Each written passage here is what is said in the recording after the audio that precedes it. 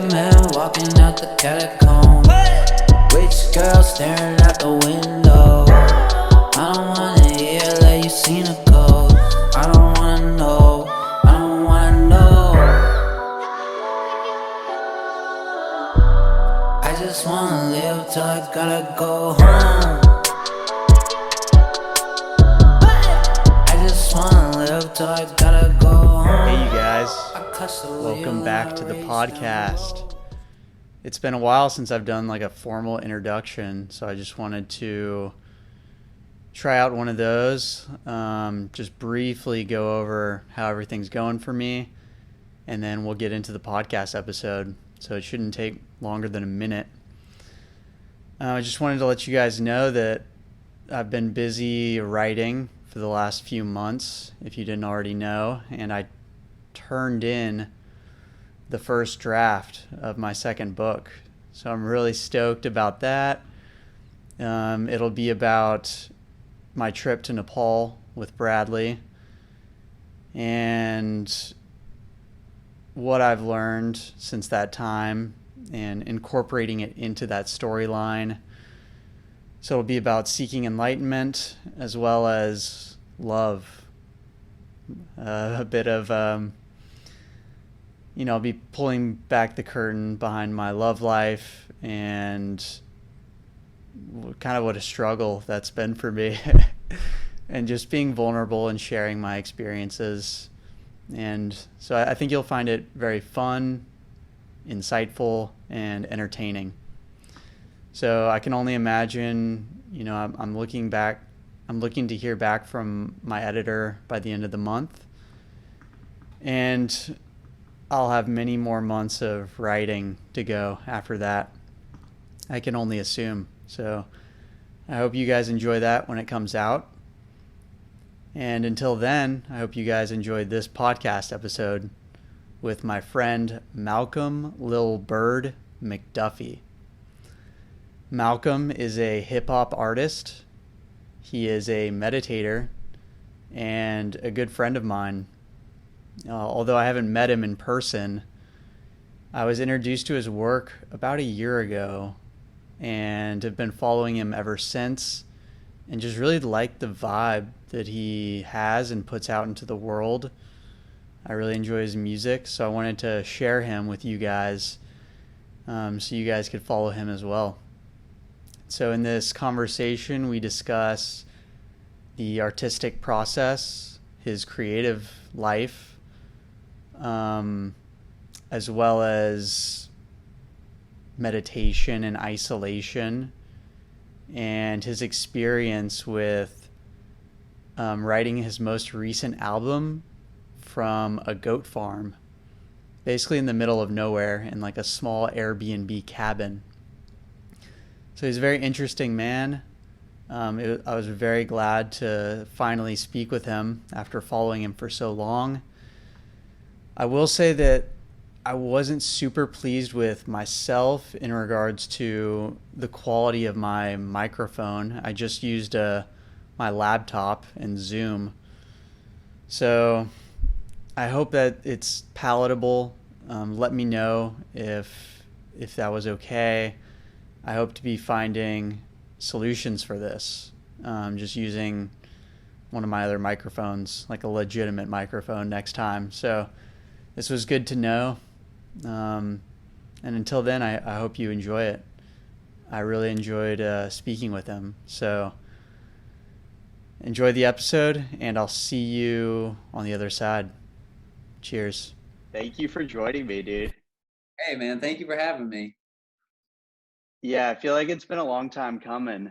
We've been going back and forth for like kind of a year now, just on social media. And yeah, I think it was Bradley who introduced me to you. Or I mean, we've never met before, but to your music. And Right. yeah, man, I'm a big fan. So this is a good excuse for me to talk to you and see how things are going and see how life is for you. Yeah, dude. And it's crazy because I read your book. I want to say it was like Christmassy time when I was reading it. And that it's like a pretty intimate read. So it's like I feel like I like know all this stuff about you, but like we're just internet friends, which is hilarious. Yeah, that's kind of the age we live in today, huh? No, for real. Very, yeah, man. Well, yeah, I've been listening to a lot of your music, especially this week, and it's been interesting, like going back and listening to your old stuff too, and seeing kind of the evolution that you've gone through as an artist. Yeah, pretty. Um, Sorry, what was that? Yeah, it's changed a lot. It's changed a lot. Can you hear me still? Yeah, man. I Yeah, it's a little bit laggy, but I think we're fine. Yeah, it seems like you have a strong connection with nature. And I'm just gonna throw that out there and see what you think. But I've been watching some of your music videos as well, and I can't remember the name of this song exactly, but you guys were in the most beautiful spot, dude. It was all these like purple trees that were like blooming, like these purple.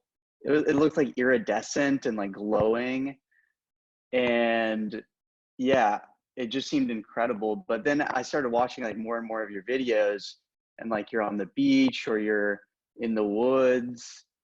Where, like, is this something you've always been connected to or grown up with? Is like this theme of nature?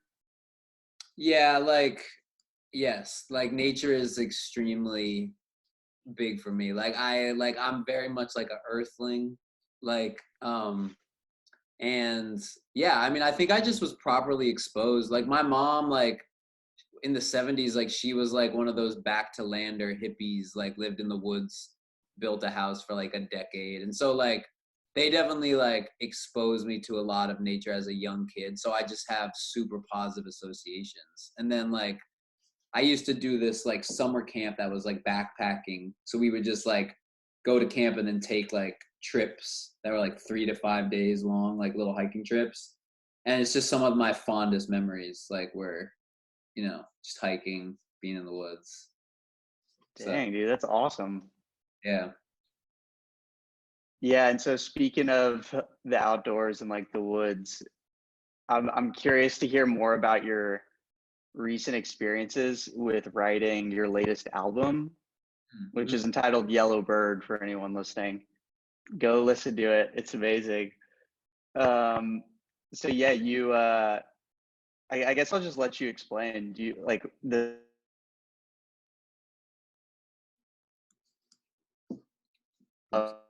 vetting to the music that came out of it? Yeah, so basically like well, and you know that I'm a Vipassana meditator. So like I've done I think my first retreat was like 2011 or something. So I'd done a few retreats and I was like, how come I've never done like a music retreat? Like that would be crazy. And also it's a time honored tradition. Like artists have been doing this forever. Like some dude will go to a cabin, write his book for 3 months alone, or like Grimes, she's one of my favorite artists. One of my favorite albums she made, she like locked herself in a room for a couple weeks. And like so it's also like I want to join this tradition, this lineage. Um, and I was just looking on Airbnb and I saw this place that was advertised as like a secluded writer's cabin in Tennessee. And it's like this town called Woodbury. It's maybe like an hour outside of Nashville.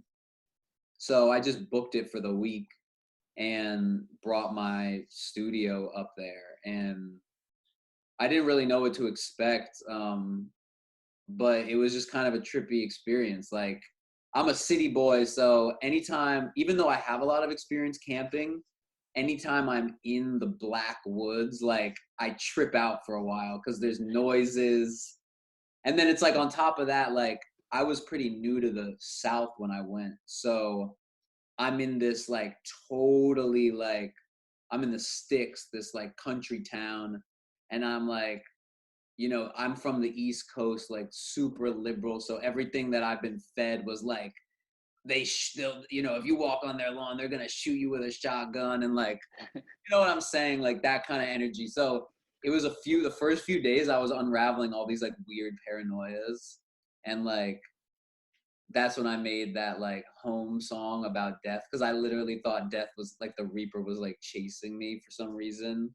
Um, and and then like, but as the week unraveled, like kind of like a meditation retreat, like you kind of like ease into it, but then like out of nowhere, like some crazy memories come up, and like you're working through a storm, and like, so that's basically what the week was. And then some of the songs from that album were just me trying to like get my energy back up, and those are the ones that are like poppy, like party music, which was just me being like, bro, like I need to have fun tonight, like let's make something like upbeat and like.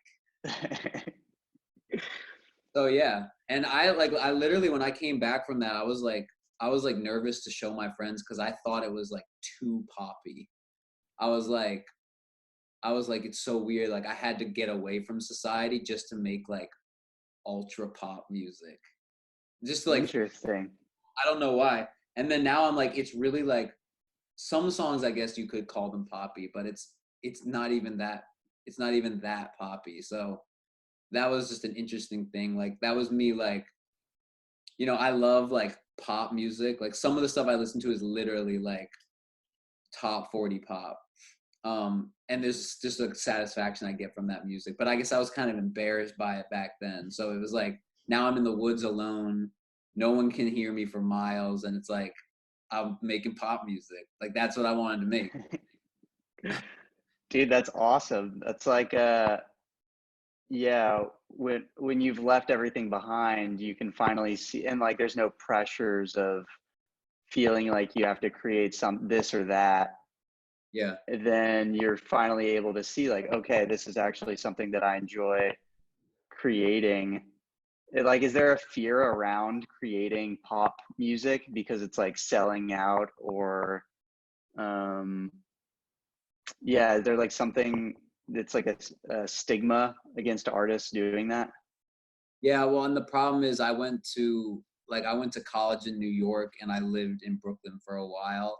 And like my whole circle was like, we were all like dudes who loved pop, or like embarrassed to admit it. And like I used to have tons of indie bands and listen to tons of indie music, like, and the whole attitude behind that kind of music is like, yeah, it's like not cool to even take your band seriously to the point of wanting to have a career. It's like a really unhealthy stigma that like clearly took me years to shake, you know? And now I'm completely like, I don't care about that stuff anymore. But yeah, it's interesting. Like that's there for sure.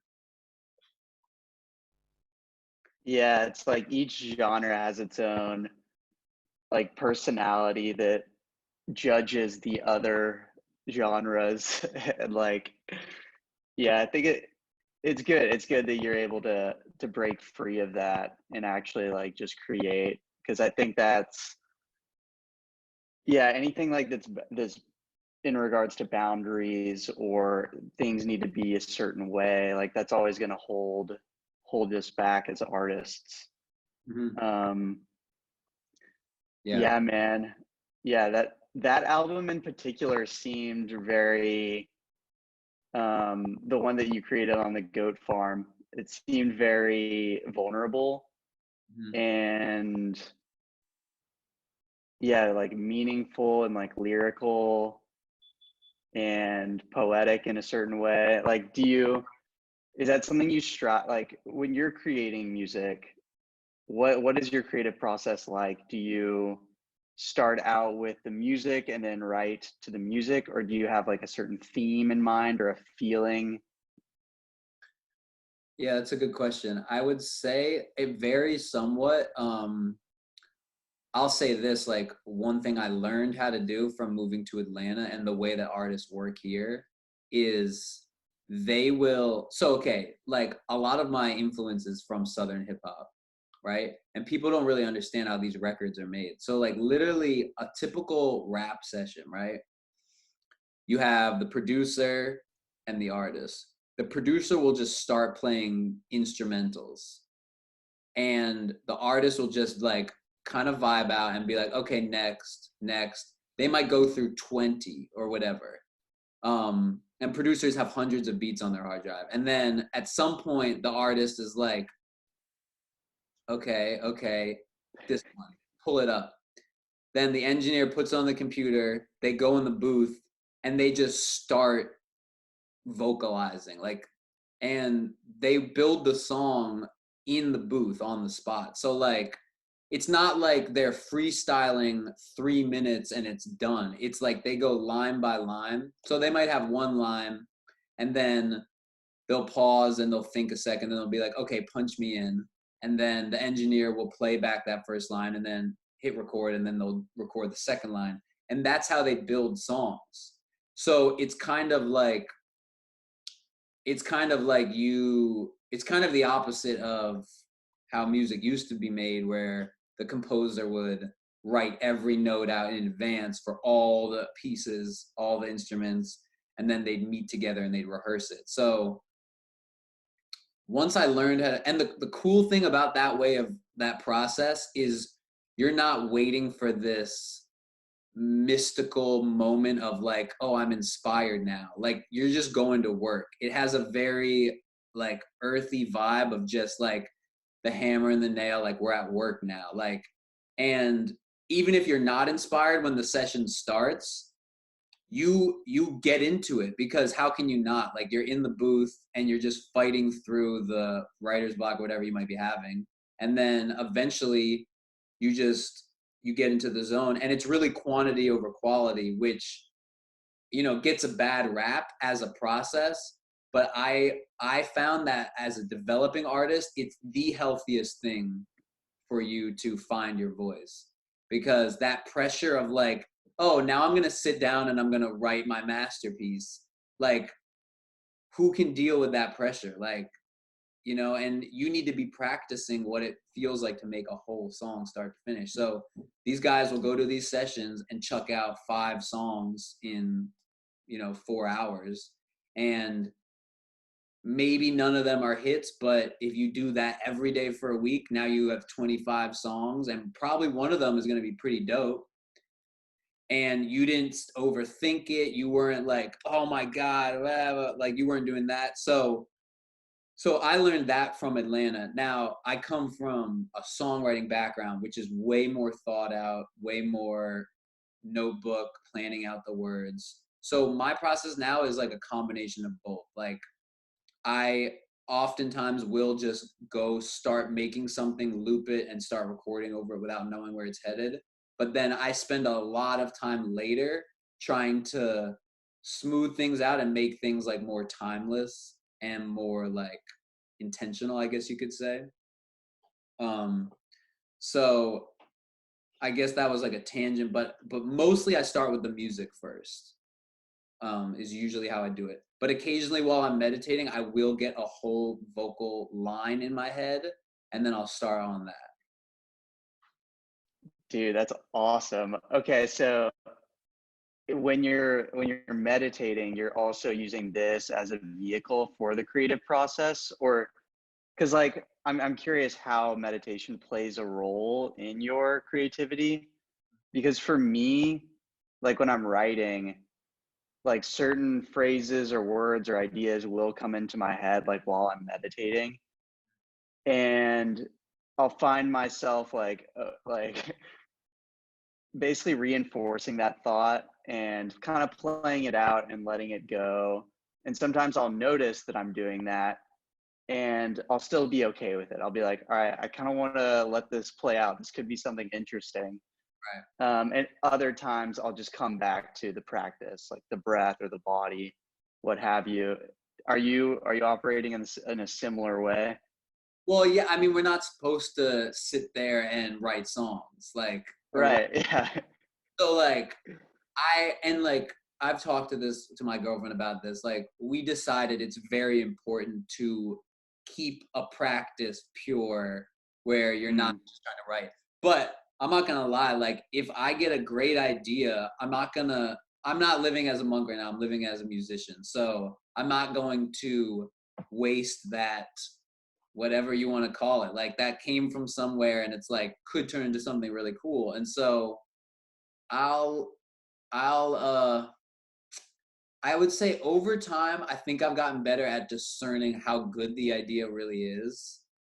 And if the idea I feel like is really strong, I might actually just really quickly get up, grab my phone, voice memo it, and then I can really then just go back to sitting. If I don't voice memo it, I'm more likely to then spend the rest of the hour playing it over and over until I've memorized it and like thinking about where else it could go. So sometimes it's better to just pause the practice for a minute, voice memo it, and then go back. But I will say this, like I have with another project, I have experimented with when I arrive at the studio, I would do a 30-minute sit before going in the booth just to sort of clear the emotional cache from what's been going on.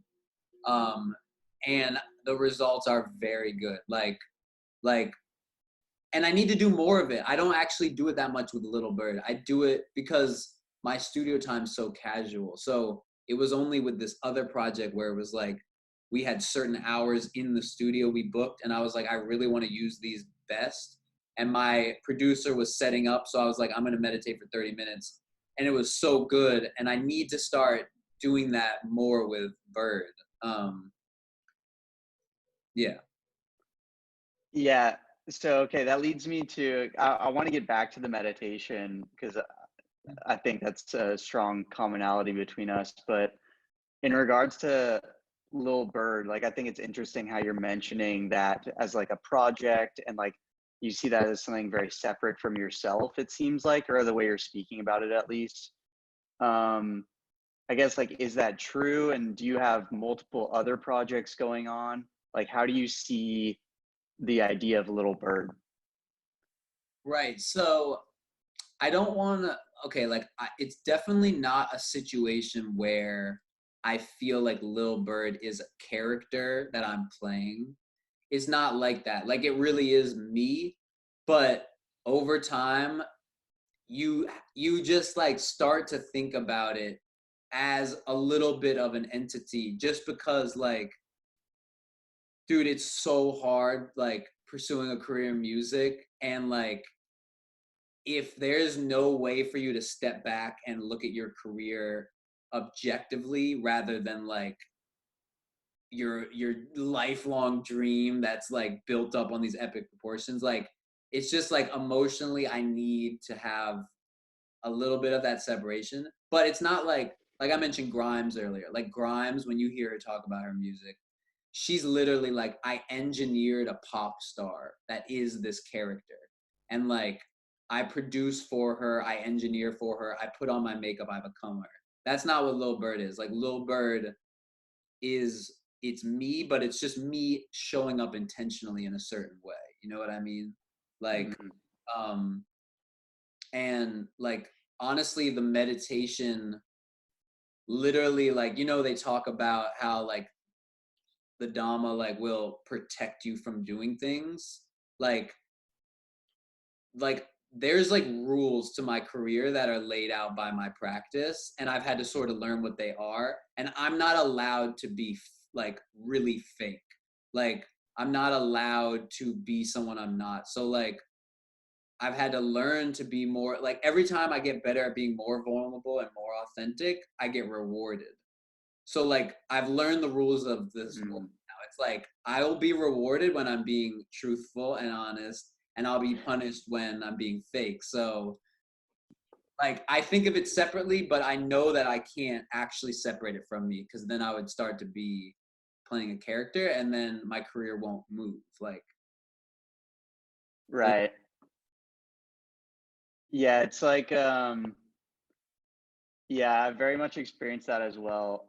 This idea of the more vulnerable you can be and the more honest and truthful you can be with your craft, then yeah, the more people vibe with it, people resonate with it. And yeah, it's like you're putting yourself on the line in a lot of different ways, like emotionally.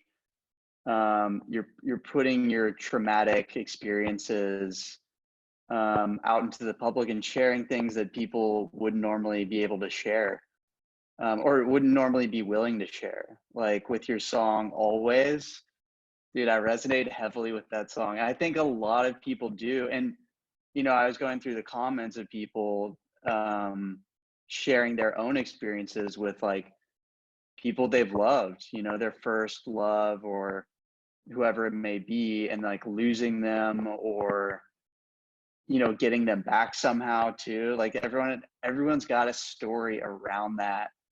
And so you tapping into that is something special, and like sharing that.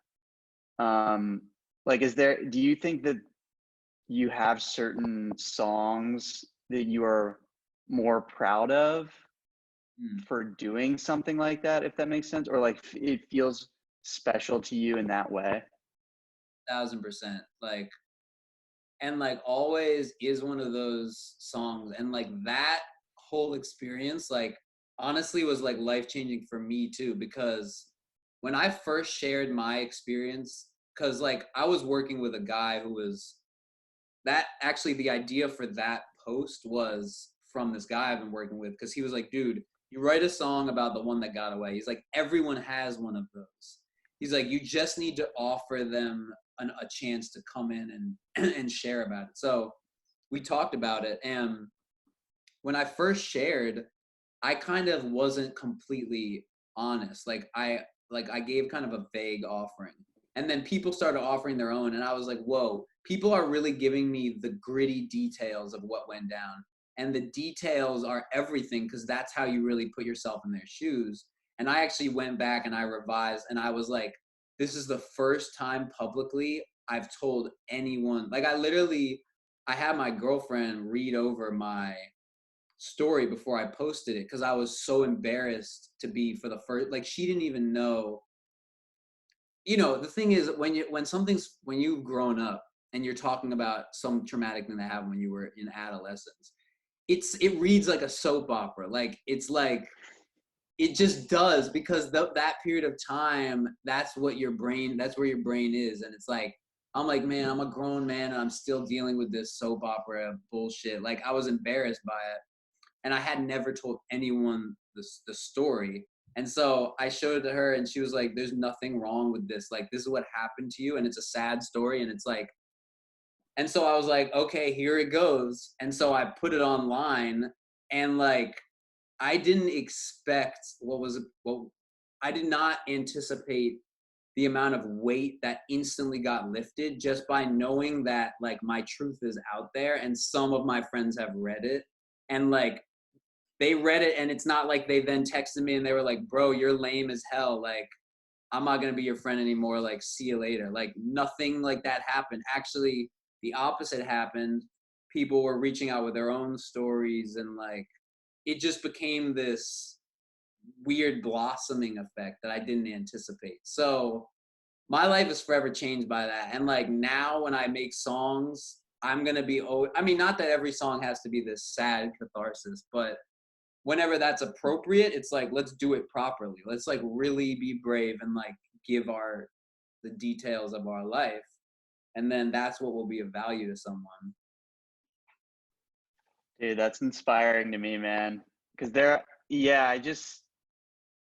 I think it's part of the process of being an artist is like, or like just being a human being is just opening up.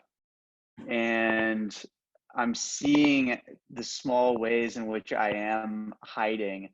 And it becomes clear to me through listening to like other people and through other people's art, and using that as a mirror to see like, oh, okay, he's providing the details. Like this is a challenge. This is good for me. So yeah, you never, like, that ripple effect that you have is quite real.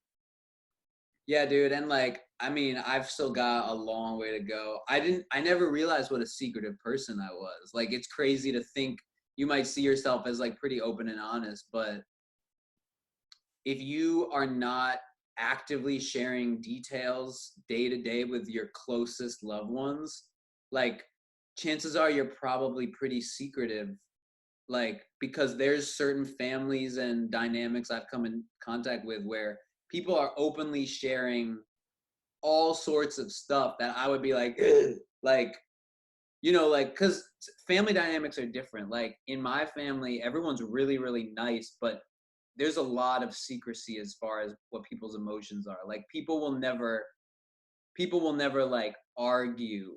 They'll just like be nice to each other and then separate, and then with their significant others, like be like, oh, they were making me so mad, but you never see it. You never see it out in the open. And like, I think I just internalized that on a very deep level. So I'm like, oh, anything tumultuous and turbulent's got to be tidied up in public, and then like later when you're with your, you know, your significant other or your friends, you can let it out in a controlled way, and like it's like hiding the ugliness. But I've seen not everyone's like that. Like I've seen families where the ugliness is right there in the room and it's not a big deal. Like I'm not trying to romanticize that, because there's other problems with everyone spilling all of their details at all times. Like I'm not trying to idealize that, but coming from a more like repressed environment, like I see it happen, and there's a lot of problems that they completely avoid just by everyone knowing what's going on all the time a little more with the members. You know what I mean? Totally.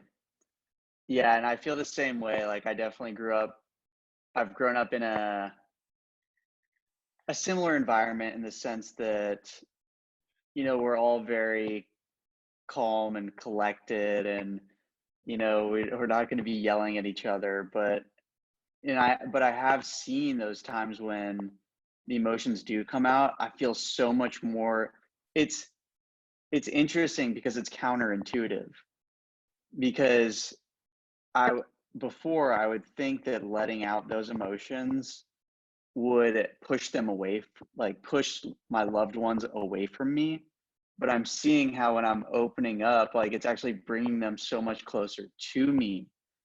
And yes, like there is confrontation in some sense, but only because I'm labeling it as such. And like once it's out in the open, it's more of a collaborative process. Well said. Yeah, man. Yeah, it's interesting. Like it seems that the more I'm getting into meditation and the more I'm getting into my writing and just like myself and like getting to know myself, because I think a lot of this process is just a process of self-discovery. Yeah. And I'm seeing how the intellect, and and again, not to idealize emotion and feeling and whatnot, because I think we are also not our feelings, we are not our emotions, we are something much greater, like further beyond this. But I'm seeing the importance of, at least for me in this phase of my life, placing a higher importance on emotion over intellect, because it's a balancing out process for me. So I'm curious if you've been dealing with something similar. Absolutely. I think that when I first came in touch with meditation, I immediately like, well, okay, my first retreat was like a wild emotional ride. But then I think as soon as I kind of came back, I just very swiftly took the meditation and packaged it in this like bullshit philosophical way where it was like, well, I don't like, my emotions aren't real. So like it was like this weird, roboticized being a human, and felt like that was me taking the teachings, understanding like the teachings, right? Um, and I think this is very common in like a Buddhist practice, because I think like you hear a little bit about like, oh, well, like things aren't the way they seem, they're not as real as they seem, or like don't react, or like let things pass. And your brain is like, oh, I get it now. Like I just don't act on any of my emotions and I'm enlightened. And then it's years before you realize you've just been bottling up like a bottle of seltzer in the back of the car, and like you're actually like all bent out of shape. Like, so, and I'm not saying I'm like completely free of any of those games, but I think now I'm like really on the side of like dive in like 1,000% to whatever is in the present moment. And if that's an emotional upheaval, then that's what it is. And like diving into these like traumatic memories from like high school, which and I'm like, I don't care if it sounds like a soap opera, because clearly if a decade later I'm still unpacking these things, then like they're not just gonna go away on their own. Like I've got to go inside and like figure out what the hell happened, and I think that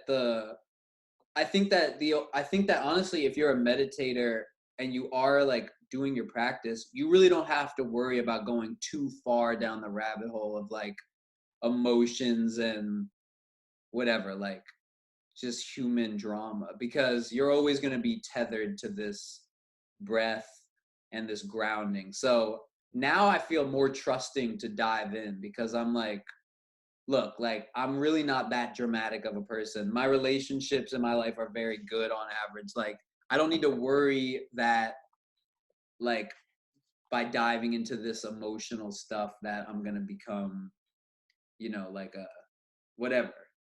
Like it's okay. Like it's fine. Like, you know what I mean? Yeah, like it's good for you in a certain way.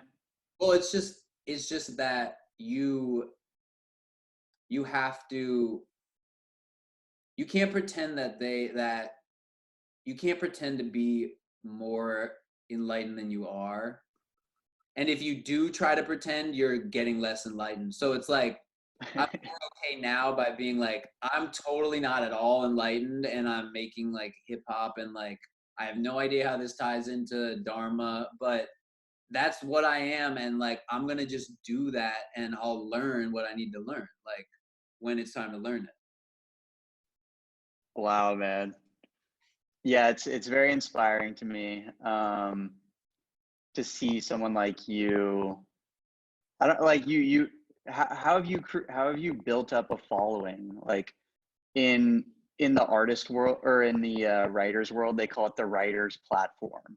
And then if you have a writer platform, then like you're good to go. Like in the business sense, that like even the largest writers with like millions of followers have begun going more and more indie because of things like social media, that they already have their writers platform, and so they just like bail from these traditional publishers and take that route. Are you independent? How does it work for musicians? Yeah, so I'm still independent. Yellow Bird was was released on a distribution deal, which is basically a distribution deal means it's a streaming only deal. So the company that distributes it, and it depends what they're giving you. I mean, you can find like there's a website called TuneCore where you keep 100% of your royalties, but TuneCore isn't doing anything for you. They're just putting your music in the streaming platforms. So I signed a distribution deal with a local record label in Atlanta that actually gave me a marketing budget and a bunch of other perks. But I still own 100% of my music. It's just that they get 25% of my streaming royalties, which is great, because most record deals they're taking way more than 25%, and it's a 360 deal, which means if you sell a t-shirt, they're taking that. If you sell a concert ticket, they're taking that. If you get a brand deal, they're taking that. This for me is just streaming. So that answers your independent question. Like there's options now for musicians. But as far as building a fan base, I mean, I've been consistently releasing music since 2017. and I do a lot of collaborations, like, and especially 2017 and 18. Anybody who hit me up, yeah, let's make a song. And like when I moved to Atlanta, like, bro, I was working part-time and I would just drive around to the craziest parts of Atlanta, meeting random rappers and going to random houses and studios. And like at the time I didn't really know what I was doing, but all that over the years, you start to, you start to build a little bit of a base. I also knew some people in New York, although my New York fans like were very reluctant to hop on board until like very recently, which is interesting. And I don't know. So I mean, also though, like remember, like I'm making music in a genre that is one of the most popular genres in America right now. So like it wasn't that I genuinely love Southern hip hop and this weird crossover of hip hop and pop. But that's also good luck that I love a genre that also happens to be commercially viable. If I still had indie bands, it would be harder to build a fan base because it's just not as big of a scene. So like there's a lot of channels that are open to me, and like, but I'm pretty indie as far as like whatever, like white rappers go. Like my sound is definitely way more indie than a lot of them. So it's cool. Like I'm in a good place now, and like especially this recent album deal, like there were a bunch of perks that came along with it. Like they were able to get me verified on Instagram, which I didn't really understand is hugely helpful for growing a fan base, because unfortunately people just care about clout stuff like that. So they see this blue check now and they're like, oh, who is this guy? Like they're way more likely to follow me. So but then again, I'll say this, like all of the recent things that have helped ramp up the building the following wouldn't have come without those years of just consistently releasing stuff. Like, I don't know, it's like I see it as every time you release a song, it's like a little shockwave. It's like if it's a good song, then you release it, and for the next 3 days, even your good friends are like, wow, like that was really good. Like he's actually serious. He's not just like my friend who's a joke musician. Like, and that shockwave doesn't last long, but in that ripple period, you have an opportunity to increase that wave. So it's like, let's say you drop a song and your friend's like, dude, that is fire. If you take that energy right then and you're like, dude, thank you so much for listening, like, could you share it with your friend? And while that shockwave is still young, they'll share it, and like it can grow and grow. And then eventually, the wave will die out because it has to. But you keep doing that. And then over time, these blips start to add up. And then it's like the friend who thought you were a joke is now like actually like tuning in. Like now when you say a song's coming out, they're actually like gonna listen to it when it comes out.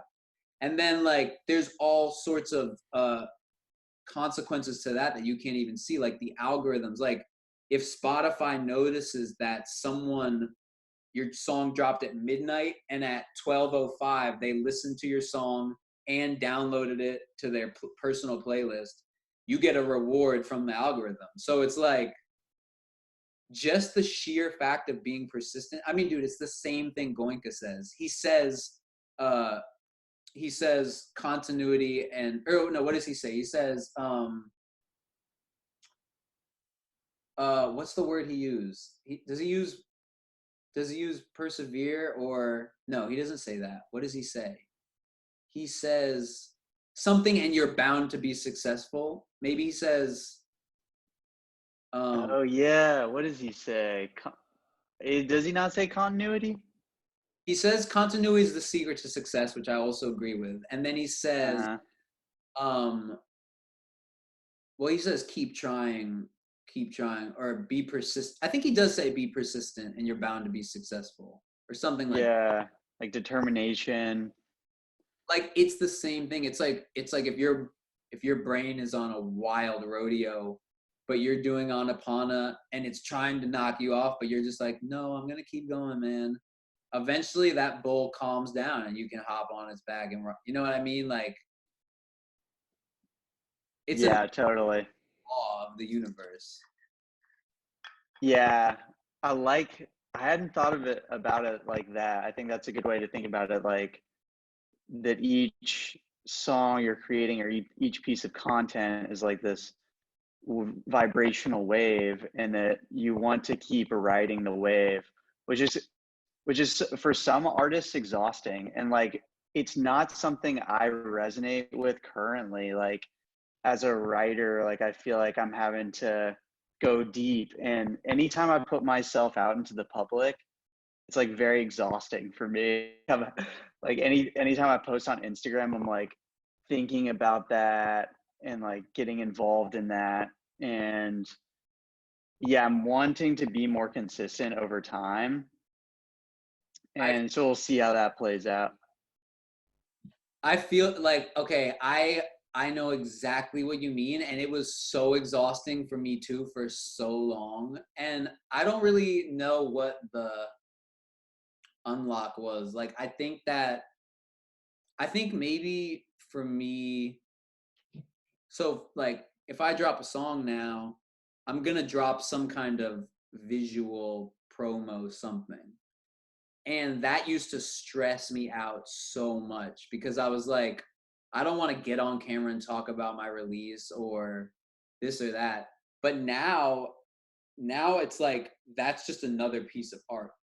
So my promo video, that's just a visual piece of art now. So like I think about it now the same way I think about a song, and that takes a lot of the pain out of it because you like to create. So it's like the content, I guess like you might relate to this, I don't know, but for me what helped me feel more comfortable posting content was letting the content also be artful. So rather than like here I released my art and now here's a bunch of empty marketing I'm doing, it's like all marketing is like an advertisement essentially started out one day that was a piece of art and now it's become like, you know, I mean some ads still are very artful and a lot of them aren't, but it can be art too. It's just like now you're artfully showing off your book. So it's like I don't know, like now I see the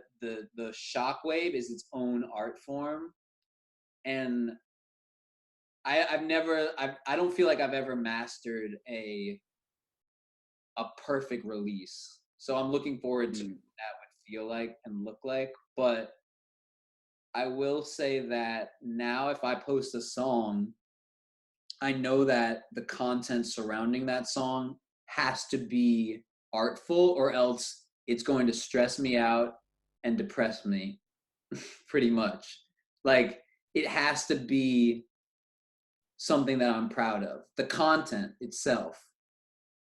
Because if I'm just on camera being like, hey, like I released my song, that's gonna stress me out and I'm not gonna like it. Every time I think or see about it, I'm gonna be like, no, aversion. So Yes. I don't know, it's different for every person. Like I like quality stuff. So if I'm gonna make a promo video of me saying something about my song, it's gonna be filmed well and it's gonna be thoughtful and intentional. And then it'll have a good vibe to it and I won't hate it and I won't have an aversion to it. You know what I mean? Totally.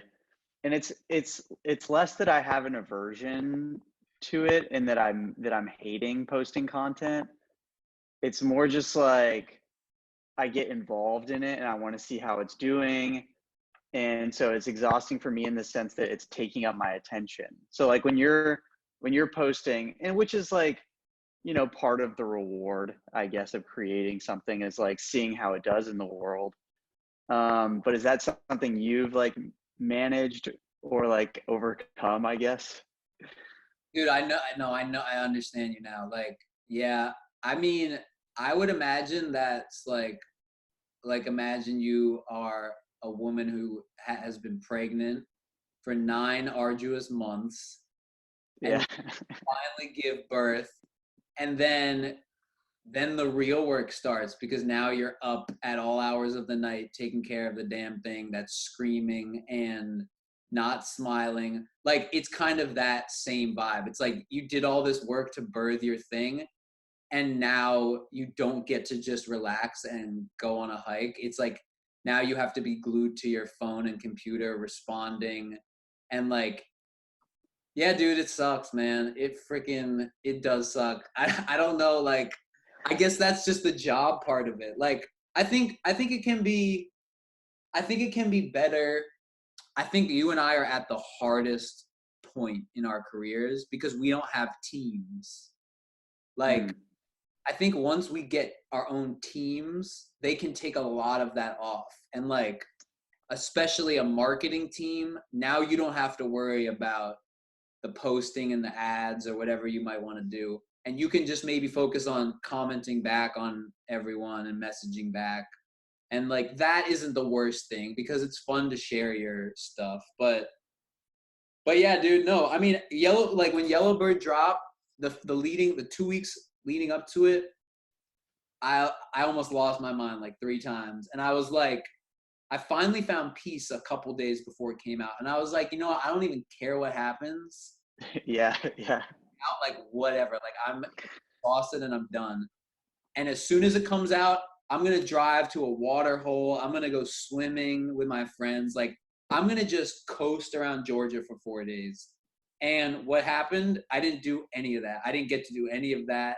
I was on my computer. I was still on Photoshop, like formatting all these stupid like headliners, banners, and like I still haven't gone to the swimming hole. I've been still trying to get to the damn swimming hole. It's it came out. Well, dude, you're so right. Is that you've birthed a baby, and like this baby needs your milk, man. It like needs your energy and your love, and otherwise this baby it'll die. Like it'll die without the attention and the love that it and the nourishment that it needs. And I'm still seeing that with like my first book, and that I wasn't putting enough like love into it at the time, and I'm still surprised at how well it's continued to live and do. But I'm looking back, I'm seeing how I was keeping myself back from really giving that baby, while it was like in its formative ages, the attention that it needed. Right. um and yeah, seeing the importance of that. And But still, like I will say this though, because you did all that intentional work when you wrote it, all of that is magic too. Like you were literally casting spells that whole time. And so even if you drop the baby off on someone's doorstep and never look back, like I will, like even me personally, like I read your book and it has an indelible effect on me. So like even though years have passed, I'll always have that, like the magic is still very much alive. Like, and I think that's like that's why you want to go so hard on your art, because the more time and love you put into it, the more bulletproof it is. And then really the release strategy is just like, I guess I've just reached a point where I'm like, I've worked so hard on these songs, I don't want to just drop them into a pit and never hear from them again. Like the release strategy is my way of ensuring that all that work doesn't just, like flop on its face. So it's almost like the extra work you have to do to protect all the work you already did. And but like for sure your book has a magic to it that it can't lose even if you try. So, like that's great. Like that will always be there. thank you, man. Yeah, for you, like in your music, but yeah, that means a lot to me. I really appreciate you saying that. um for you and your music, how does promoting old material work? Like, are you still sharing older songs? Are you or are you just moving on and like creating the next thing, making sure it has a good launch, and then moving on? I would say that there have been okay, the more songs I make, the more aware I become of how your intentions while you're making the song get like fossilized in time. And it's like a lot of my catalog, like I wasn't really coming with an intention. So like there's a lot of songs in my catalog that I don't see as super valuable because I'm like, I was just kind of making music. But there's a few songs from my back catalog that I'm like, I got it right, even though I didn't know what I was doing. And I do protect those and I do like share them. And especially if someone on Instagram shouts it out and I'm like, oh yeah, that is a good one. Like I'll make sure I make it easy for people to find it again. I mean, as a musician, like the back catalog is really important because it's like if I get a hit song 2 years from now, Yellow Bird will see a bunch of streams from all the people who loved my hit. So they become relevant as you get more successful. And if you never get more successful, then it's just the graveyard of your art. So like, I feel like the best way to honor the old songs is to like keep making better ones. But yeah, like, I don't know. I mean, what is it like? I feel like books are different because books are almost like movies for a director. It's like Tarantino's first movies are still like worth, like we should still watch them. Like it's not, you know what I mean?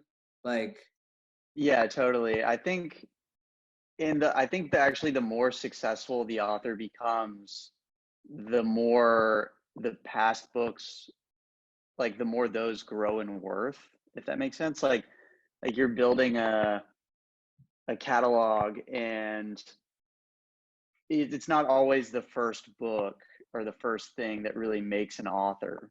It's like, you know, I'm part of, when I first started like writing The Trail Provides, I joined this Facebook group called 20 Books to 50K. And dude, this was like the most helpful group I'd ever joined. And if anyone's ever writing anything, I highly recommend you join this group. But the premise of the group was that if you write 20 books, then you can make $50,000 a year. And this is the whole premise, is like that. Well, and it's mainly the authors involved in this group were fiction writers. And so they would write a series of fictions. And so like, you know, maybe you write book one and it does okay. But then you write then you write books 2 and 3 and 4 and 5 in the series. And suddenly you have like this thing that's actually, you can advertise and make some money off of it. And so once you've written 20 books, well, suddenly like book one becomes worth so much more. And it seems like quantity is like, it's not to say that quality is not important, because it definitely is. It's just saying quantity is equally as important as quantity, in the sense of, if you want to actually make a living as a yeah, writer. yeah, that makes a lot of sense. And so with music, is this a viable, like, are you making a full-time living off of streaming music? No, and I'll be completely transparent just because hopefully there's young artists, whatever, listening. I am still in the red music wise, meaning the money that I've made does not outweigh my continuing investment in the career, right? But I'm getting very close to breaking even, which will be the most exciting moment of my life, because that means we're getting somewhere, right? So I'm a barber, so I still cut hair 3 days a week. And I basically had to find like I went through this whole transition of getting my license. I knew how to cut hair, and I figured out that as a barber, in 3 days you can make enough money to live on, and now you have 4 days a week to work on your music. So I took a detour for about a year to set that up, and I highly recommend that to anyone listening who might be trying to figure out how the hell are they going to do both. Because I'm telling you, 5 days a week of, if you're working 9 to 5, that's going to be, you're going to have to be extremely disciplined. You can do it, but that's going to take discipline. Like, if you can find any kind of part-time career that can pay you the same amount, that's hugely useful. So for me, that's like my goal of this year. Like, I'm hoping to become a full-time musician by the end of this year. And like, Dude, that's exciting, man. it's exciting. And I mean, now mind you, that doesn't mean like I'm rich now. Like, I'm still gonna be Right. a poor musician, but like that would mean the world to me, because then it's like, okay, well, now we're poor, but we're employed by our dream. So now it just, next year we got to be a little less poor and a little less poor. And No, man, I was doing the same thing. Like, I was working at a smoothie shop when I was writing, and yeah, that paid the bills and allowed me to, it afforded me the time. And I what I'm really valuing in life is like the time, really. And doing what I love, I guess, as much as I am able to. And like, now I'm living with my parents. So it's like, it's always finding ways to make it happen, I guess. And like, yeah, putting together this front half of your career that's going to be kind of a slog, and eventually the investments will hopefully yield for us. no, they will. And like, and I think that's the thing, because people they want the glamour on the way to the glamour. And like, I know artists who like, they felt strongly about still having a really nice apartment in a cool area and the lifestyle they wanted while they're working on their art. And like, I guess I'm just lucky that there's certain things in life that I enjoy when they're shitty, like because of the low pressure surrounding them. So like, me and my girlfriend live in like a pretty shitty apartment. It's $800 a month, and we split that. Like, $400 in rent, hell yeah. Like, that is the best thing you can have as an upcoming artist. And like, yeah, it's not the most glamorous place, but you can do a lot with a little. Like, if you know what I mean, like, you set up your office the way you want, your studio, and like, so, staying down is like the best thing you can do. Like, I would live with my parents if I could, but they're in Philly, and Atlanta's really like a better scene. So, Totally, man. Yeah. That's good to hear that you found such an affordable place. Like, yeah. yeah, it's so helpful. It's so helpful. Well, I do want to respect your time. Go ahead. What were you gonna say? Oh, no, I was just gonna say Atlanta's good for like cheap rent. Like, New York, it would be very hard to find this. In LA, it would be impossible. Yeah. Well, cool, man. Uh, well, okay. So here's what I was gonna say is I do want to respect your time, because I told you that podcasts typically take an hour. I guess the last question I did want to ask you was the origin of the name Lil Bird. Like, how did that come to be? What's the story behind the name? I mean, honestly, the name was, I wish I had like a really great anecdotal like thing. But the truth is, like, I was thinking about what to call the project or call myself. And at some point, Bird popped into my head, and I instantly knew it was it, because I love nature. I love animals. The whole image of the birdsong was perfect, because birds, they're artists, but they're so pure of intention that they're literally communicating with their songs. There's literally there's no motive outside of literal communication in their songs. And that's like a really cool like thing to keep in mind while I'm making songs, because not that I can hit that level of purity, but like certainly, I don't know, it's just they're melodies. Like birds have beautiful melodies and they don't care how many fans they have. You know what I mean? Like that's how they communicate with each other. So I was like, I love that. And also my favorite artist, Bob Marley, has that song Three Little Birds about waking up and hearing the birds singing, and he's like he's just happy. He's just happy to wake up, have sun pouring in his window, and to hear the birds. And like what a freaking beautiful song is that. And so, and his backup singers were called the Lil Birds. So there was that angle too. I was like, it's perfect. Dude, that's amazing, man. And that's the way I feel like when I'm listening to your music. It's just a happier person. So yeah, I appreciate you doing your thing, man. Keep doing it. Yeah. Yeah, anyone listening, I would highly recommend checking out your music. Is there any I guess what would be the best way for people to like connect with you, or do you have any final plugs that you want to put out there to the world? I mean, I do really use the Instagram platform a lot. So if you DM me, like I go through all my DMs. I mean, now it's getting a little crazier in the DMs because I have all sorts of people with like weird motivations hitting me up. So it takes me, like sometimes I miss messages, but I would just say anyone who's interested, check out Yellow Bird. It's on literally every streaming platform. And if you like it, hit me up. I actually, on Spotify, I put my phone number. You can just text the number. That's my phone.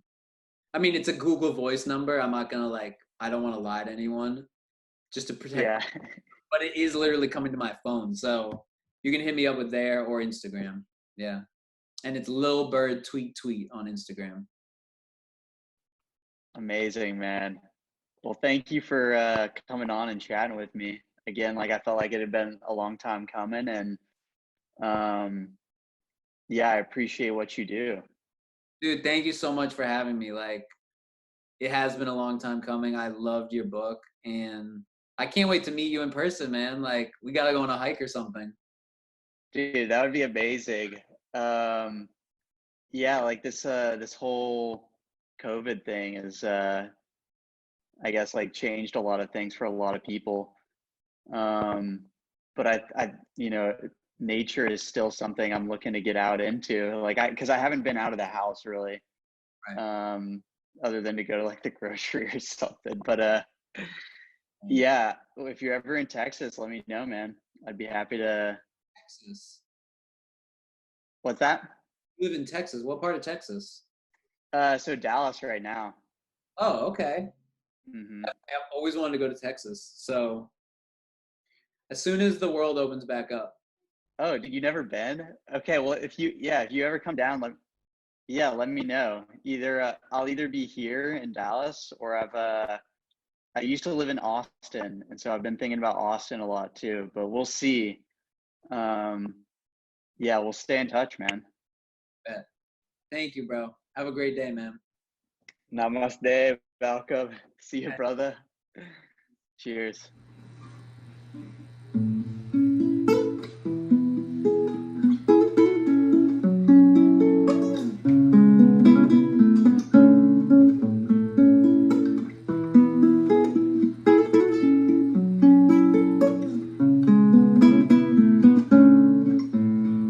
Been here for a minute with no one I wanna kick it with. I think of you always. Ain't nobody ever did it to me like you did it, girl. I'm hating you always. Can't believe for a while I'd swear that I'll know you from a kid until old age. Girl, here I am again. Bottle for a friend and a memory, my enemy. Always, always, always, always all my life. Always, always, always, always all my life.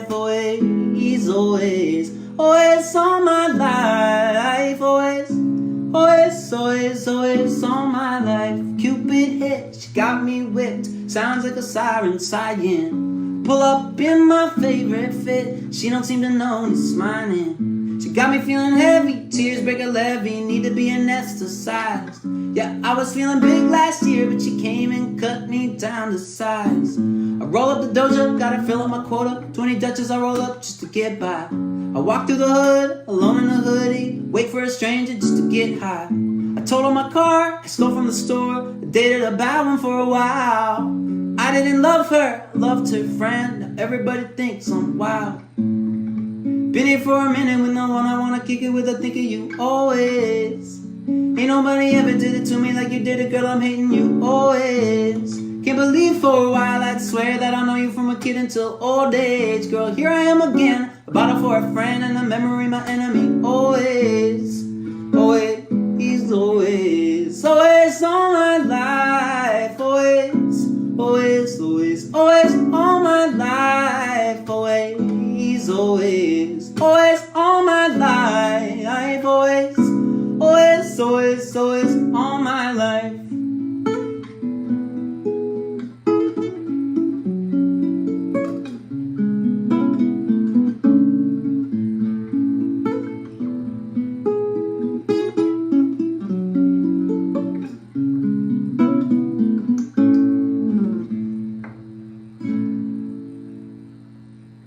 All right, you guys, that was the episode.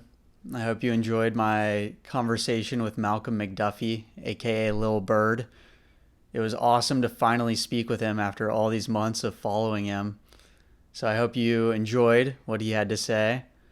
And if you did, consider following him and supporting his journey. I've included his social media handles in the description. So give him a follow and please support him if you enjoy his work.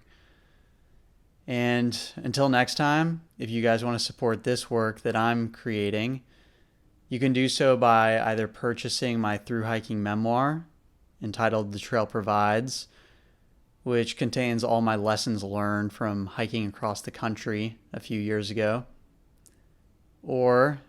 And you may I keep a Patreon account if you would like to support via that. And so currently I have 11 wonderful patrons who are supporting this work. So shout out to them. If you would like to join them, I'll include a link in the description for that as well. So that's it, you guys. I hope you enjoyed, and I'll see you next time. Cheers.